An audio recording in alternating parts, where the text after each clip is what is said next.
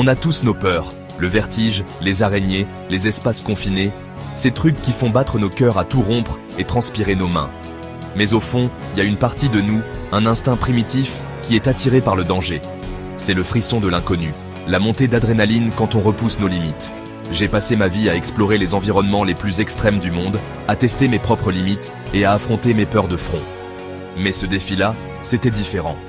Cette fois, je voulais vivre les dangers auxquels les héros du quotidien font face. Les boulots que la plupart des gens n'oseraient pas faire. Pendant 24 heures, je me mettrais dans la peau de ceux qui risquent leur vie tous les jours pour assurer notre sécurité, construire notre monde, repousser les frontières de l'expérience humaine, des hauteurs vertigineuses aux brasiers infernaux, des profondeurs de l'océan aux vitesses folles d'un circuit de course. J'étais sur le point de me lancer dans un voyage au cœur du danger. Il ne s'agissait pas de chercher des sensations fortes pour le plaisir.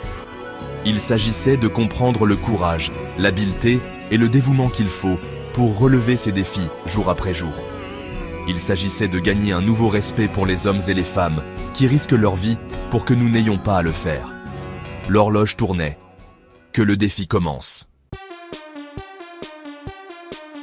Mon premier défi m'a emmené à des centaines de mètres au-dessus des rues animées de la ville. Aujourd'hui, j'étais laveur de vitres de gratte-ciel.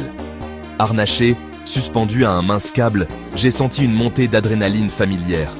Le vent me fouettait le visage, la ville s'étendait sous moi comme une jungle de béton.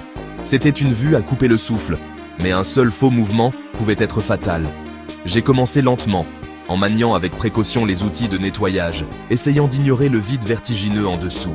Les laveurs de vitres expérimentés donnaient l'impression que c'était facile, glissant sur le verre avec une aisance acquise.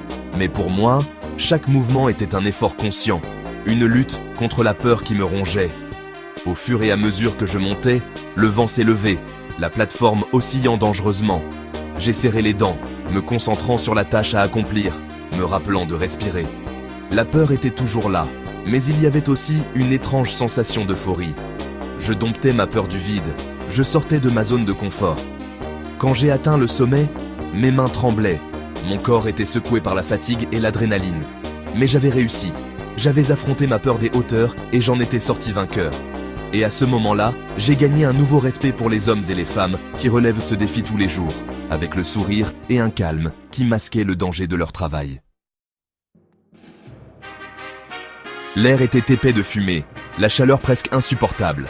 Les flammes rugissaient et crépitaient, consumant tout sur leur passage. Ça y est, c'était le moment de vérité. J'étais équipé d'une tenue de pompier complète, prêt à relever mon prochain défi, une journée dans la vie d'un pompier. Nous sommes entrés dans le bâtiment en feu, le sol brûlant sous nos pieds. La visibilité était quasi nulle, l'air épais de fumée et de cendres.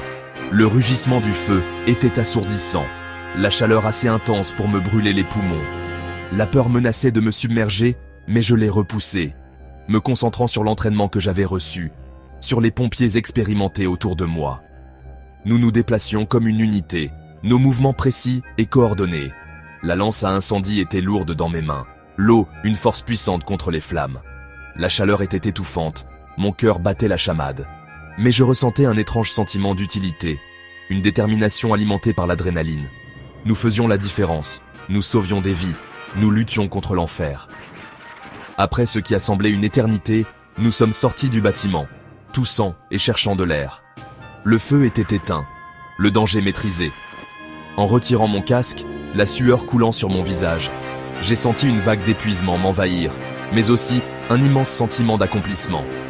J'avais affronté ma peur du feu et j'étais sorti, littéralement, des cendres.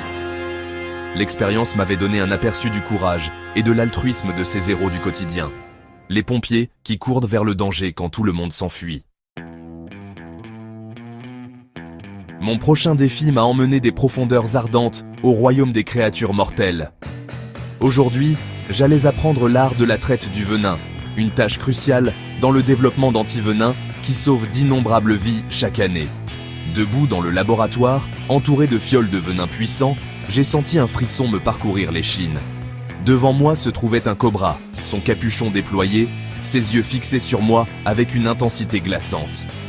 Si près d'une créature aussi mortelle, je sentais mon cœur battre à tout rompre. Avec l'aide d'experts, j'ai appris à manipuler le serpent en toute sécurité, à extraire son venin sans le blesser. Chaque mouvement devait être précis, chaque action calculée. Un faux mouvement pouvait être fatal. Le venin coulait lentement des crocs du serpent, un puissant cocktail de toxines capable de tuer un humain en quelques heures. C'était un rappel brutal de la puissance de la nature, du fragile équilibre entre la vie et la mort. Bien que la peur soit une compagne constante, le respect l'était aussi. Respect pour le serpent, pour sa beauté mortelle et pour les manipulateurs qui naviguent dans ce monde dangereux avec tant d'habileté et de courage. J'ai quitté le laboratoire avec une nouvelle appréciation du rôle crucial que joue la traite du venin dans le sauvetage de vie, et pour la bravoure de ceux qui consacrent leur vie à cette profession dangereuse.